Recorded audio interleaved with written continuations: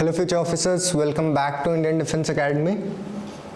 जैसा कि आपको पता है कि हमारी एक करंट अफेयर्स की सीरीज चल रही है और करंट अफेयर्स में हमने ऑलरेडी सितंबर मंथ के करंट अफेयर्स कंप्लीट कर लिए हैं। अब हमारी बारी आती है अक्टूबर मंथ के करंट अफेयर्स, उसमें हमने डिफेंस रिलेटेड न्यूज़ कवर कर ली है। अब हमारी बारी आती है indexes, committees, awards and honours को पढ़ने की। ओके, तो without wasting any time let's get started. तो सबसे पहले जो हमारा आता है इंडेक्सेस के बारे में आता है। इंडेक्सेस जो भी हमारे अक्टूबर मंथ में इंपॉर्टेंट इंडेक्स हुए थे उसके बारे में बात करते हैं। ग्लोबल हंगर इंडेक्स, ये एक ऐसा इंडेक्स है जो बताता है कि एक कंट्री में कितनी ज़्यादा हंगरनेस है, यानी वहाँ पे कितने ज़्यादा लोग भूख से ग्रसित हैं या कितने लोगों को खाना कम मिल रहा है। तो बेसिकली ये जो हमारा ग्लोबल हंगर इंडेक्स है यही बताता है। और इसमें इस बार इंडिया की रैंक 107 रही आउट ऑफ 121। जो टॉप परफॉर्मिंग स्टेट रही जहाँ पे हंगर बहुत ही कम है, यानी वहाँ पे हर लोग को खाना मिलता है, तो वो थी हमारी बेलारूस। ओके, और ये कौन रिलीज करता है? Concern world wide. इसके बेसिकली 4 पैरामीटर्स होते हैं जिसके अकॉर्डिंग ये देखा जाता है कि एक कंट्री में कितनी ज़्यादा हंगर है, मतलब कितनी ज़्यादा हंगर की प्रॉब्लम है वो देखा जाता है। ये 4 इंडिकेटर्स कौन से होते हैं? हमारा पहला हो गया अंडर नरिशमेंट, दूसरा चाइल्ड स्टंटिंग, तीसरा चाइल्ड वेस्टिंग, चौथा चाइल्ड मोर्टेलिटी।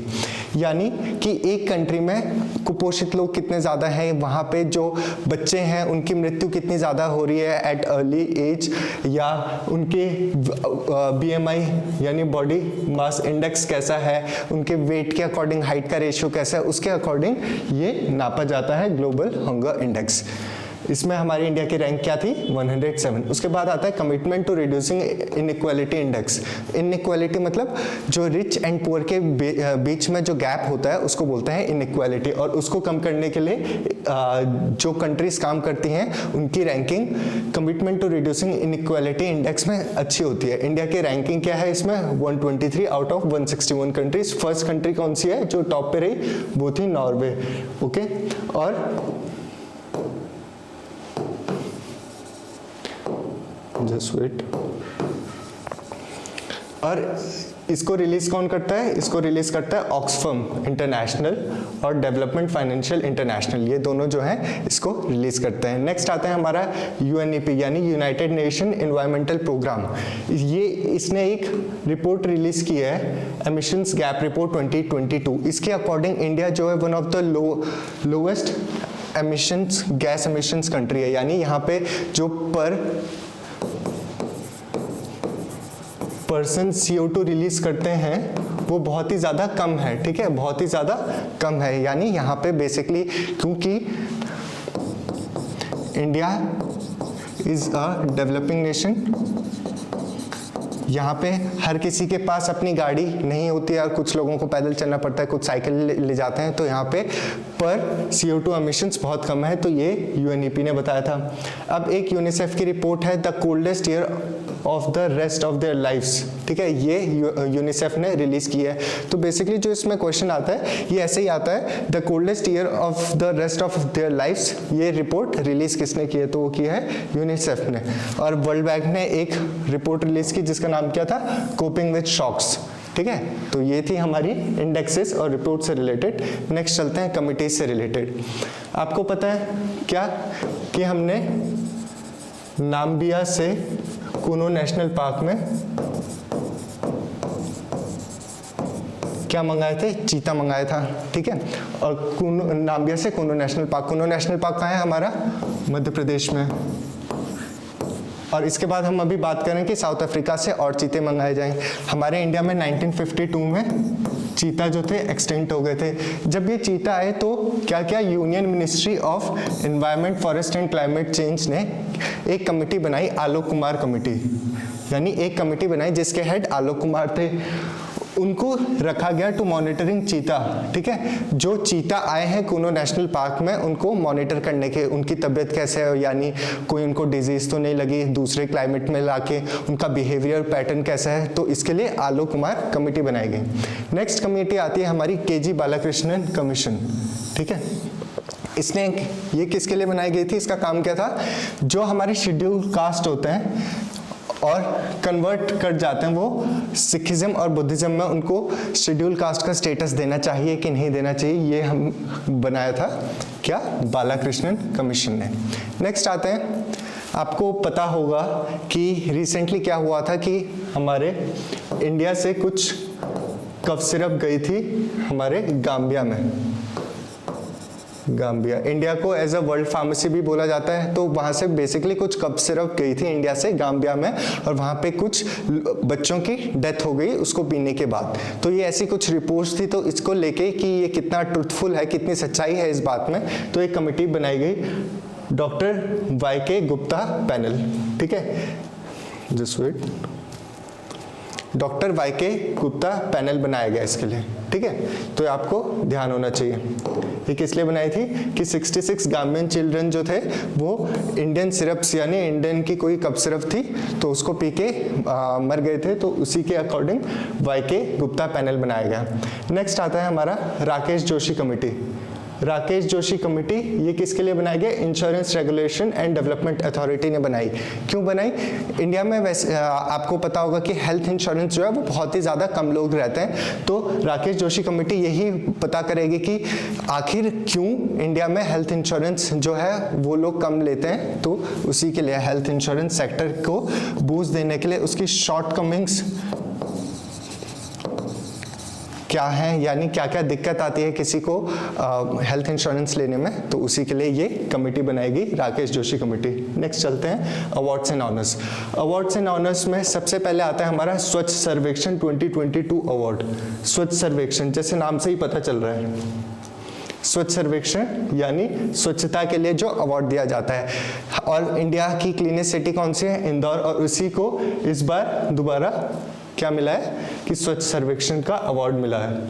मध्य प्रदेश का Indore ranked as the cleanest city of India, okay. और इस बार की थीम क्या थी स्वच्छ सर्वेक्षण की, पीपल फर्स्ट, ओके, तो ये याद होना चाहिए। एक अवार्ड होता है UNHCR का, United nation high commission for refugees, इसका एक अवार्ड होता है नानसन रिफ्यूजी अवार्ड। वो इस बार किसको मिला है, वो मिला है एंजेला मर्कल। एंजेला मर्कल कौन थी, हमारे जो जर्मनी है उनकी जो पहले चांसलर थी, जैसे इंडिया में प्रेसिडेंट होता है वैसे ही जर्मनी में चांसलर होता है, वो थी एंजेला मर्कल, और इनको UNHCR ने नेल्सन रिफ्यूजी अवार्ड दे रखा है, ओके।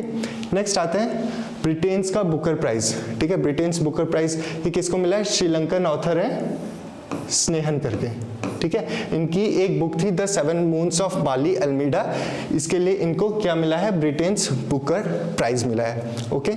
नेक्स्ट चलते हैं तेलंगाना की जो सिटी है हैदराबाद सिटी, इसको overall world green city award मिला है कि एक ऐसी सिटी है जहाँ पे ग्रीनरी भी बहुत अच्छी ज़्यादा है, तो इसीलिए तेलंगाना की हैदराबाद सिटी को क्या मिला है, world green city award. Last time किसको मिला था, हैदराबाद, और 2021 में किसको मिला था, हैदराबाद एंड मुंबई को, और इस बार बस हैदराबाद ही को मिला है, ठीक है, तो ये आपको ध्यान होना चाहिए। उसके बाद आता है सखारोव प्राइज। ये बेसिकली यूरोपियन पार्लियामेंट है, जैसे हमने बात करी यूरोप जो है एक पूरा कॉन्टिनेंट है और उसमें बहुत सारी कंट्रीज हैं। इन कंट्रीज का एक पूरा ग्रुप है जिसको हम क्या बोलते हैं, यूरोपियन यूनियन बोलते हैं, और इनकी एक खुद की पार्लियामेंट है जिसको हम यूरोपियन पार्लियामेंट बोलते हैं, ओके।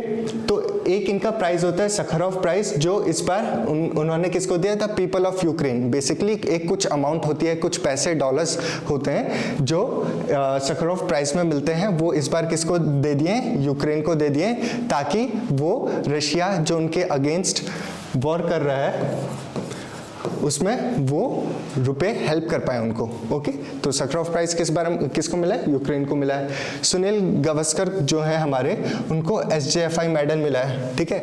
ये कौन देता है, sports journalist federation of India देती है, ठीक है। यानी ये बहुत ज़्यादा अच्छे जर्नलिस्ट हैं इन द फील्ड ऑफ स्पोर्ट्स, इसीलिए सुनील गावस्कर को ये प्राइज मिला है। अब सबसे इंपॉर्टेंट चीज़ें आती है नोबेल प्राइज, नोबेल प्राइज 2022, ठीक है।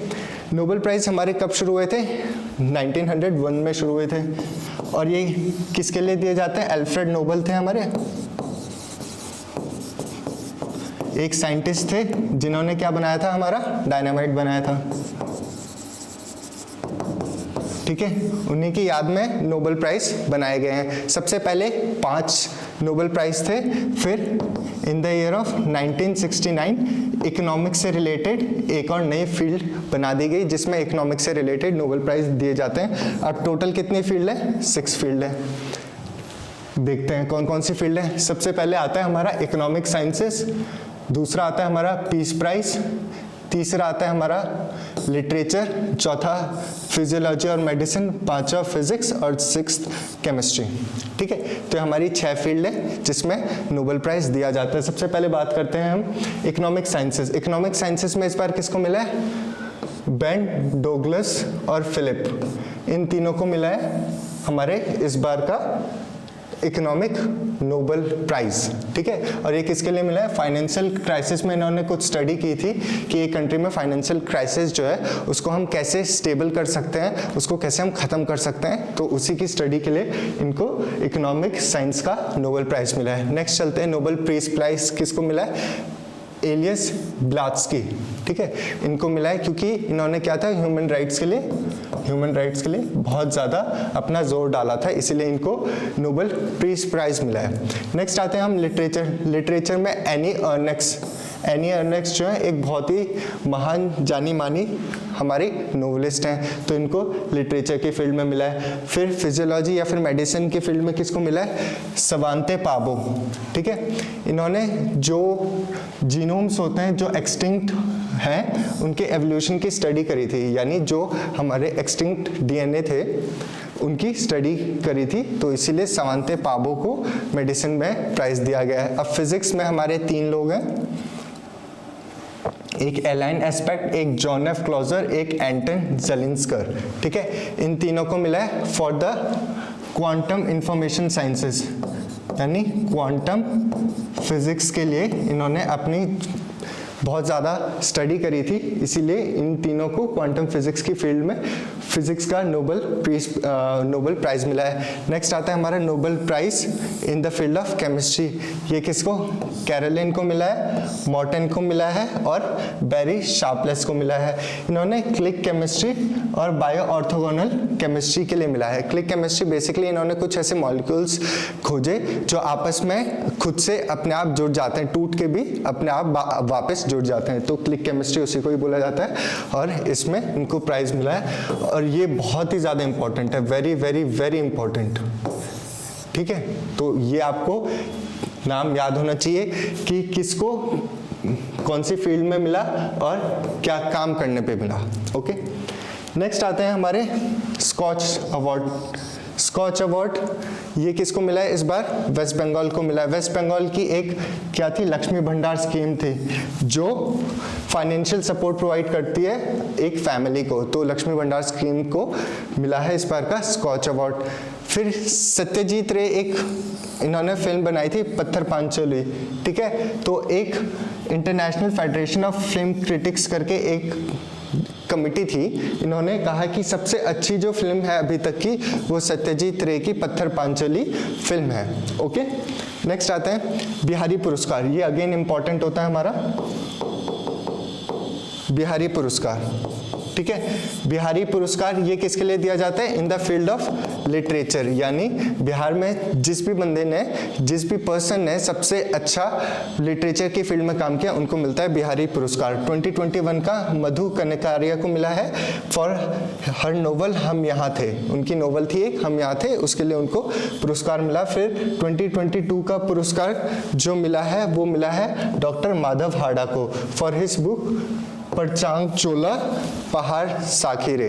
ठीक है, तो ये इनकी बुक और इनको पुरस्कार मिला है बिहारी पुरस्कार। उसके बाद आता है हमारा global Indian award in Canada.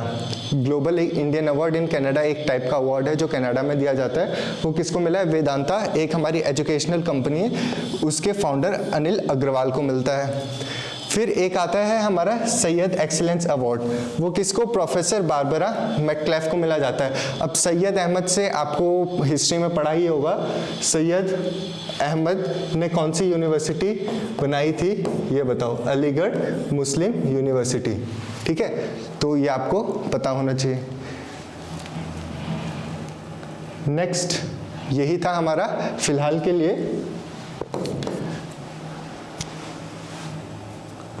हमारे सारे current affairs for indexes committees award and honours. Okay, so till then, जय हिंद, जय भारत।